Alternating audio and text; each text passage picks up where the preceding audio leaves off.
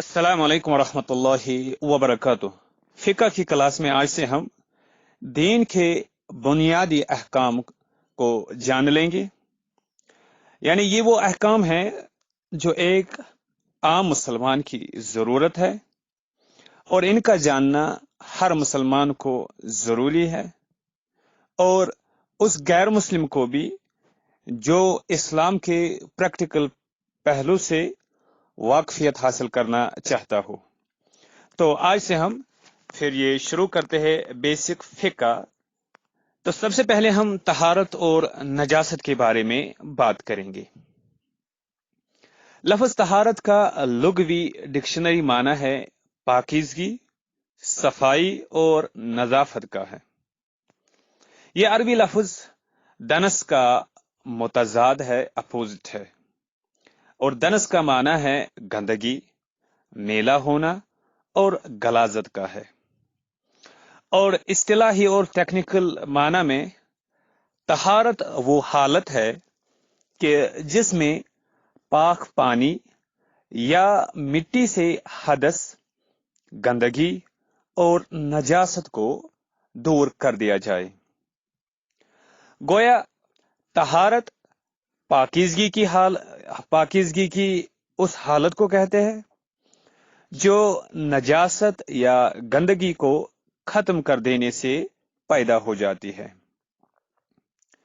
हर इंसान, चीज, जगह बाय डिफॉल्ट यानी असली तौर पर पाक और ताहिर होती है, लेकिन जब उस पर कोई गंदगी या गलाजत लग जाए तो ये नापाक हो जाती है। इस्लाम में तहारत की बहुत अहमियत बयान हुई है। इरशाद बारी ताला है, इन्नल्लाह युहिब्बुत तव्वाबीन व युहिब्बुल मुतत्तहिरीन। सूरह बकरा सूरत नंबर 2 और आयत नंबर 222। बेशक अल्लाह ताला बहुत ज्यादा तौबा करने वालों और बहुत ज्यादा पाक रहने वालों को पसंद करता है। अहादीस में भी पाकीज़गी की बहुत ज्यादा अहमियत बयान हुई है।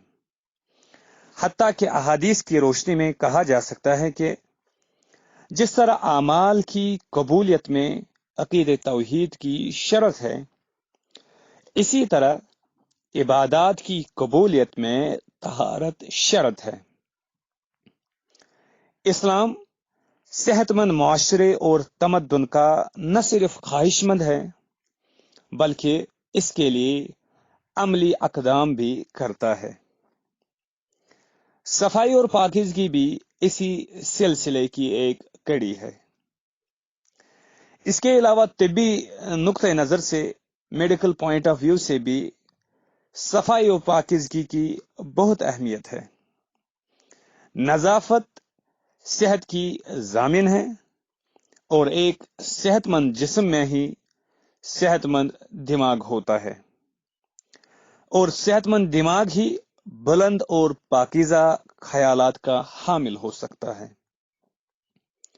यही वजह है कि गंदगी में अटा हुआ इंसान शैतान की आमजगाह होता है और रूहानी इर्तिका के लिए पाकीज़गी बुनियादी ईंट की हैसियत रखती है। माहिरीन फिक़ह का इस बात पर इत्तिफाक है कि अपनी असल में यानी बाय डिफॉल्ट हर चीज पाक है। इस वजह से तहारत या पाकीज़गी की वजाहत की जरूरत नहीं है। इस वजह से हम नजासत की वजाहत करेंगे, जिससे खुद ब खुद तहारत की वजाहत हो जाएगी। अब सवाल है कि नजासत किसे कहते हैं? नजासत ऐसी गंदगी को कहते हैं कि जिससे बचना फर्ज है, जरूरी है। अगर ये जिस्म या लिबास वगैरह को लग जाए तो इसको जायल करना, हटाना, दूर करना मुसलमान के लिए लाजिम होता है, क्योंकि ये गंदगी इबादत मसलन नमाज वगैरह से माने और रुकावट है। फरमानी बारी ताला है, वसियाबक फतहिर, सूरत अल-मुद्दसिर, सूरत नंबर 74 और आयत नंबर 4।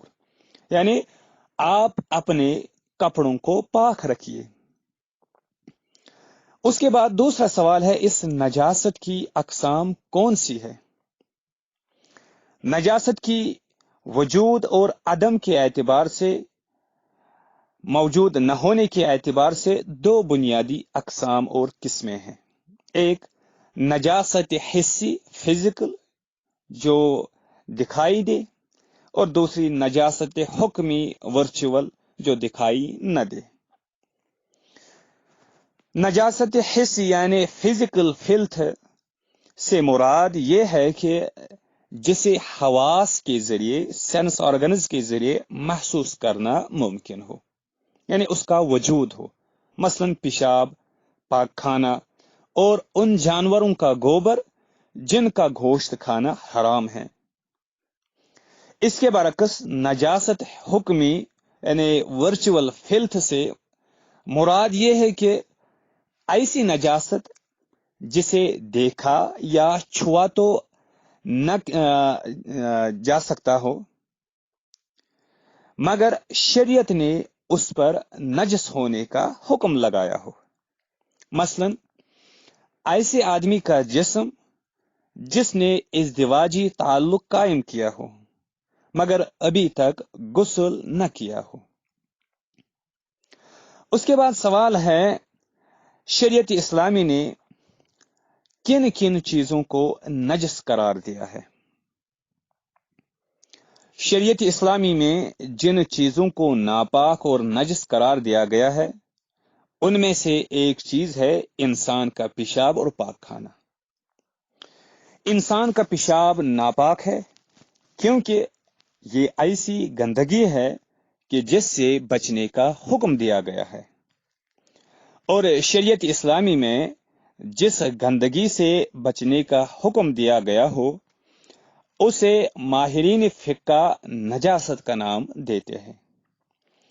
नबी सल्लल्लाहु अलैहि वसल्लम का इरशाद गिरामी है, पेशाब से बचिए क्योंकि अमूमन लोगों को इसी वजह से अजाब कब्र से दो चार होना पड़ेगा। इसी तरीके से दूसरी चीज जो नजस है वो है मजी, वदी और बहुत सारे उलमा के नजदीक मनी। मनी, मजी और वदी वो पानी यानी जूसेस होते हैं जो मर्द या औरत की शर्मगाह से निकलते हैं। मनी यानी सेमन, सेमन भी एक राय के मुताबिक नापाक है क्योंकि अहादीस में नमाज की अदायगी के लिए उसे धोने या कम अज कम खुरचने का आ रहा है। सईदा आयशा रज़ी अल्लाह अन्हा बयान करती है कि मैंने रसूलुल्लाह सल्लल्लाहु अलैहि वसल्लम के कपड़ों से उसे दो दिया करती थी। मैं रसूलुल्लाह सल्लल्लाहु अलैहि वसल्लम के कपड़ों से उसे दो दिया करती थी, फिर आप सल्लल्लाहु अलैहि वसल्लम नमाज के लिए निकल खड़े होते, जबकि कपड़ों पर पानी से धोने के असरात नजर आ रहे होते। दूसरी राय के मुताबिक मनी नजस नहीं है क्योंकि वो हदीस बयान करते हैं जिसमें है कि नबी सल्लल्लाहु अलैहि वसल्लम के कपड़ों से मनी को खुरचना साबित है। तो वो कहते हैं सिर्फ खुरचने से वो पाक और साफ नहीं होता है कपड़ा, उस पर निशानात होते हैं।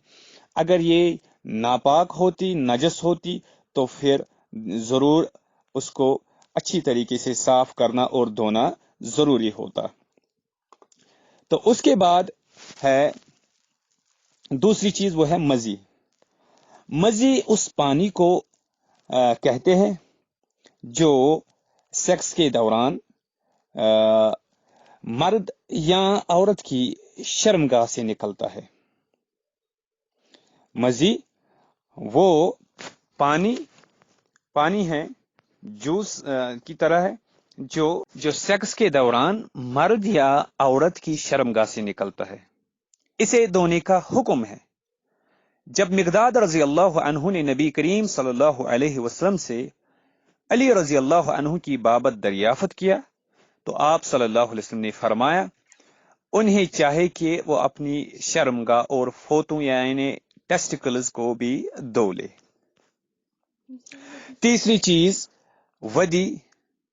ودی اس پانی کو کہتے ہیں جو پیشاب کے دوران یا اس کے بعد شرمگاہ سے خارج ہوتا ہے۔ ان دونوں کے نجس ہونے پر فقہا متفق ہے۔ اور ایک تیسری چیز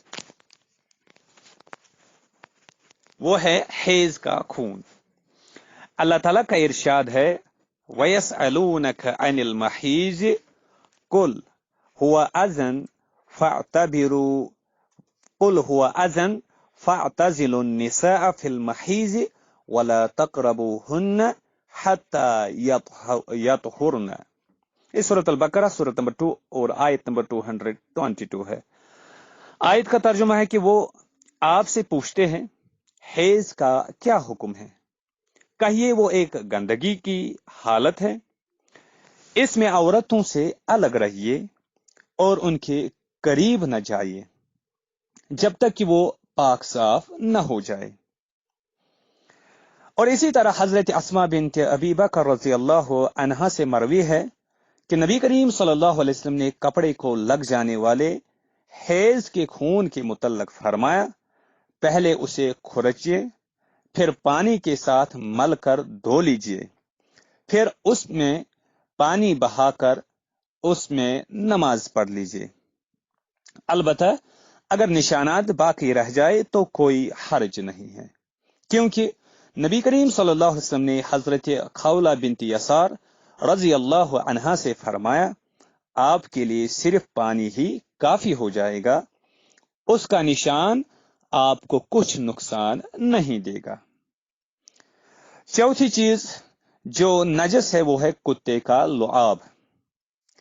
اگر کتے کا لعاب برتن میں لگ جائے تو اسے اچھی طرح دھونے کا حکم ہے۔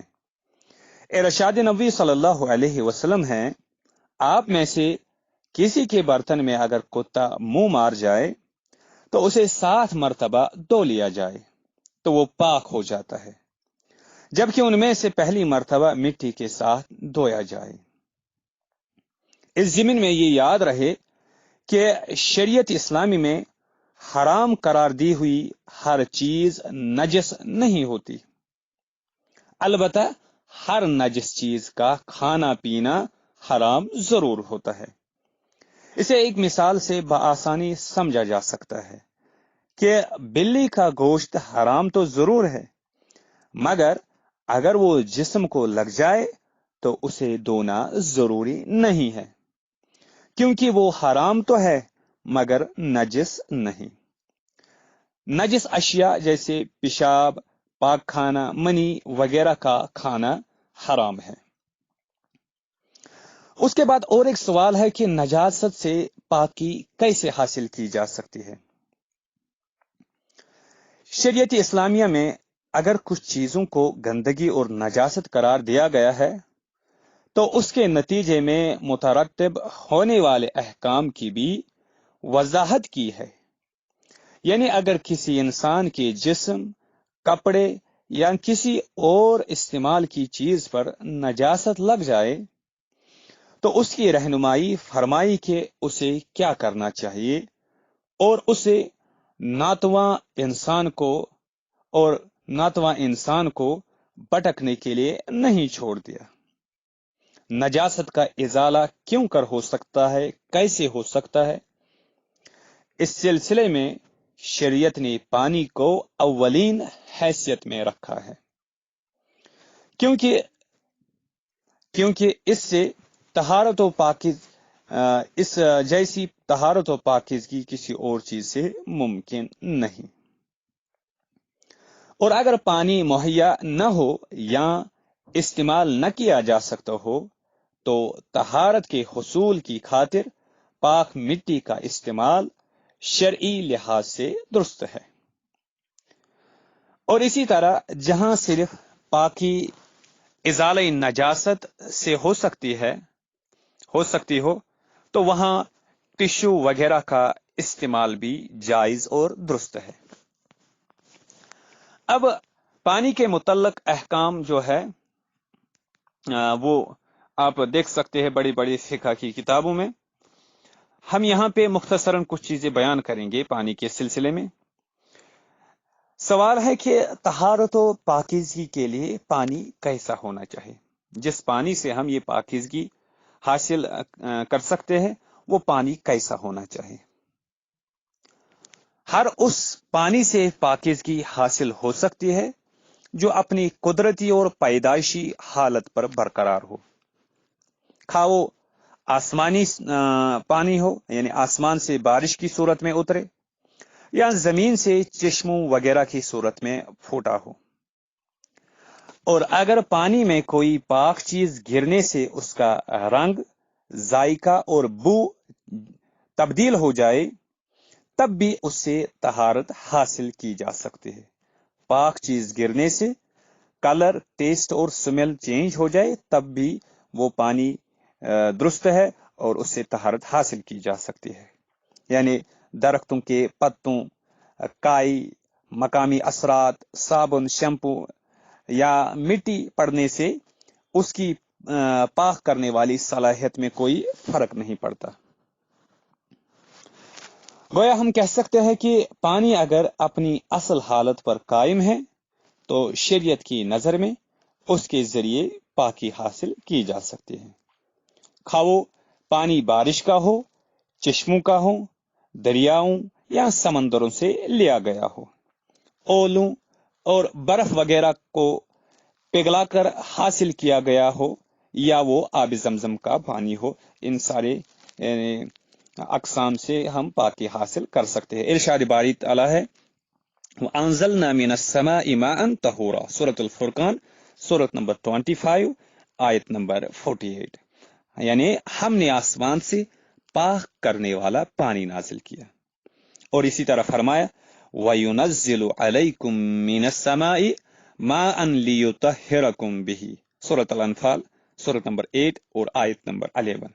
یعنی اس وقت کو یاد کیجئے جب اللہ تعالی آسمان سے پانی نازل کر رہے تھے تاکہ آپ لوگوں کو اس سے پاک فرما دے۔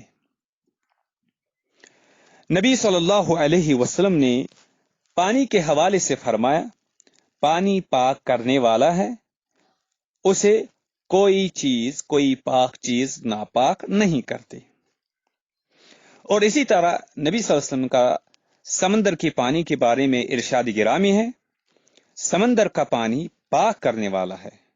اور اسی طرح جب دختر نبی صلی اللہ علیہ وسلم زینب کی وفات ہوئی تو آپ صلی اللہ علیہ وسلم نے غسل دینے والی خواتین سے فرمایا انہیں پاک عدد میں غسل دیجیے، یعنی 3 یا 5 بار، اور ہاں 5ویں دفعہ پانی میں کافور درخت کے پتے ملا لیجیے گا۔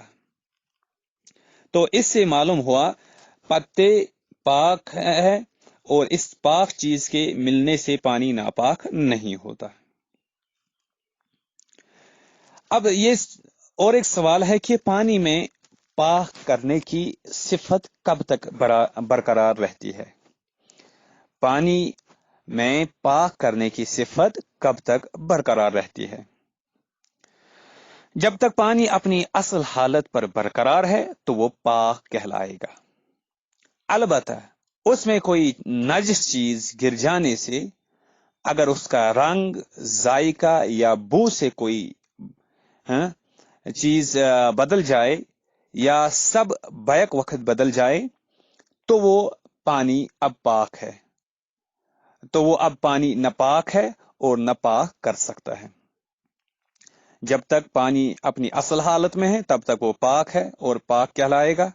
البتہ اگر اس میں کوئی نجس چیز گر جائے جس سے اس کا رنگ اور ذائقہ اور بو تبدیل ہو جائے، یہ تینوں تبدیل ہو جائے یا ان میں سے کوئی تبدیل ہو جائے تو پھر وہ پانی نہ خود پاک ہے اور نہ پاک کر سکتا ہے، خواہ وہ پانی زیادہ مقدار میں ہو یا کم میں۔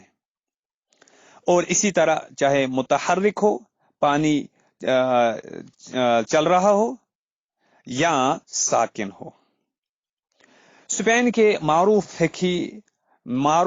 फकी और फलसफी इब्न रुशद लिखते हैं कि उलमा इस बात पर मुत्तफिक है कि ऐसा पानी जो नजासत की वजह से अपने जायके, रंग या बू में से कोई एक या एक से जायद वस्फ बदल ले तो उससे वुजू या तहारत जायज नहीं। अब और एक सवाल है कि पानी के हवाले से किन चीजों का एहतमाम करना चाहिए। पानी के सिलसिले में जिन चीजों का एहतमाम करना चाहिए उनमें से एक है कि पानी में पेशाब करने और नजासत धोने से इज्तिनाब बरतना चाहिए, बिलखुसूस खड़े पानी में, साकिन जो रुका हुआ पानी हो, क्योंकि नबी सल्लल्लाहु अलैहि वसल्लम ने फरमाया कोई शख्स भी न तो साकिन पानी में पेशाब करे और न ही उसमें गुस्ल जनाबत करे। दूसरी चीज, जिस पानी के मुतल्लक नजस होने का शुबा हो उसे छोड़ देना ही बेहतर है, क्योंकि इसी में एहतियात का पहलू पाया जाता है, लेकिन बिला वजह शक में भी नहीं पड़ना चाहिए। और तीसरी चीज, अगर पानी में हशरातुल अर्ज वगैरह गिर जाए, इंसेक्ट्स वगैरह गिर जाए, तो शरई नुक्ते नजर के मुताबिक वो पानी नजस नहीं है। अलबत्ता अगर तिब्बी लिहाज से, मेडिकल पॉइंट ऑफ व्यू से नुकसानदेह है तो उससे परहेज करना चाहिए। अब और एक सवाल है कि अशिया और चीजों की तहारत हासिल करने का क्या तरीका है। कुछ चीजों की तहारत तो महज इजाले नजासत से हो जाती है, नजासत दूर होने से हो जाती है, जबकि कुछ सूरतों में तहारत हासिल करने के खास तरीके हैं। इजाले नजासत का मतलब है कि नजासत को धोए बगैर वैसे ही हटा दी जाए या खुद ही तहलील हो जाए, खुद ही खत्म हो जाए। इनकी तफसील इस तरह है। नंबर 1, इजाले नजासत से तहारत के सिलसिले में। नंबर 1, इस सिलसिले में ये बात याद रखनी है इजाले नजासत से तहारत के सिलसिले में कि कच्ची जमीन भी महज इजाले नजासत से पाक हो जाती है। जमीन सूरज या हवा की वजह से खुश्क हो जाए, हत्ता कि नजासत का असर जायल हो जाए, तो वो पाक हो जाती है, बशर्ते कि नजासत माया पानी की सूरत में हो, लिक्विड की सूरत में हो, फ्लूइड की सूरत में हो। और अगर वो पाकखाना की सूरत में हो, सॉलिड की सूरत में हो, तो उसे फौरी पाकी के हुसूल के लिए जायल करना चाहिए। फौरी तौर अगर पाकी हासिल करनी हो तो उसे फिर खत्म करना है, जायल करना है, दूर करना है, हटाना है। अलबत्ता बेहतर है कि नजासत जो पेशाब की सूरत में है उस पर पानी बहाया जाए। हजरत अनस रजी अल्लाह अन्हु से मरवी है कि एक देहाती ने मस्जिद के एक कोने में पेशाब कर दिया तो रसूलुल्लाह सल्लल्लाहु अलैहि वसल्लम ने उस पर पानी बहाने का हुक्म दिया। और इसी तरह इब्न उमर रजी अल्लाह अन्हु से मरवी है कि मैं रसूलुल्लाह सल्लल्लाहु अलैहि वसल्लम के जमाने में मस्जिद में रात गुजारता, कुत्ते मस्जिद में आते जाते और कच्ची जमीन और पेशाब भी कर दिया करते, यानी कच्ची जमीन पर पेशाब भी कर दिया करते। तो सहाबा किराम रिजवानुल्लाहि अलैहिम अजमाइन इस वजह से उस पर पानी न बहाते, क्योंकि वो हवा वगैरह से खुश्क हो जाता खुद ही, और वो उस पर पानी नहीं बहाते। दूसरी चीज इसके सिलसिले में यह है कि नजासत के यानी इजाले नजासत से तहारत के सिलसिले में वो है कि अगर घी वगैरह जामिद और सॉलिड हो तो वो भी इजाले नजासत से पाक हो जाता है। हजरत अबू हुरैरा रजी अल्लाह अन्हु से मरवी है कि रसूलुल्लाह सल्लल्लाहु अलैहि वसल्लम ने फरमाया, अगर जमे हुए घी में चूहिया गिर जाए तो उसे और उसके इर्द गिर्द घी को फेंक दिया जाए, और अगर वो माया हो, लिक्विड हो, तो उसके करीब भी मत जाइए। तीसरी चीज, ऐसी अशिया जो धात और मिनरल्स और मेटल्स से बनी हुई हो وہ بھی محض ازالہ نجاست سے پاک ہو جاتے ہیں، مثلاً چھری، شیشہ، برتن، جوتا وغیرہ۔ چونکہ ان اشیاء کے مسام نہیں ہوتے، اس لیے ان کو اتنا رگڑا جانے سے کہ نجاست زائل ہو جائے، وہ شریعت کی نظر میں پاک تصور ہوں گی، کیونکہ اس صورت میں اصل مقصود حاصل ہو جائے گا، اور شریعت نے بھی ان اشیاء کی پاکی کا کوئی خاص طریقہ نہیں بتلایا۔ ان کے علاوہ اکثر اشیاء ایسی ہے جن کی پاکیزگی کا خاص طریقہ ہے۔ نمبر 1، دھونے سے طہارت۔ بقیہ تمام اشیاء کی طہارت کا طریقہ یہ ہے کہ انہیں اچھی طرح اس حد تک دھو لیا جائے کہ نجاست کے اثرات زائل ہو جائے، ختم ہو جائے۔ ایسی اشیاء جن میں پانی جذب نہیں ہوتا ان کو دھو لیا جائے۔ اس کے برعکس ایسی اشیاء جن کے اندر پانی جذب ہو جاتا ہو جیسے کپڑا وغیرہ، تو انہیں دھو کر اچھی طرح نچوڑ لینا چاہیے۔ ایسا برتن کہ جس میں کتا منہ مار جائے تو اس کو 7 مرتبہ دھو لینا چاہیے، جبکہ پہلی مرتبہ مٹی لگا کر دھونا چاہیے۔ ارشاد نبی صلی اللہ علیہ وسلم ہے، جب تم میں سے کسی کے برتن میں کتا منہ ڈال دے تو جو کچھ اس میں ہو اسے انڈیل دیا جائے، پھینک دیا جائے، اور برتن کو 7 مرتبہ دھویا جائے، جبکہ پہلی دفعہ مٹی کے ساتھ دھویا جائے۔ یہ تھی آج کی کلاس۔ انشاءاللہ اگلی کلاس میں انسانی جسم کی طہارت حاصل کرنے کا طریقہ آپ کو بتائیں گے۔ تب تک کے لیے السلام علیکم ورحمۃ اللہ وبرکاتہ۔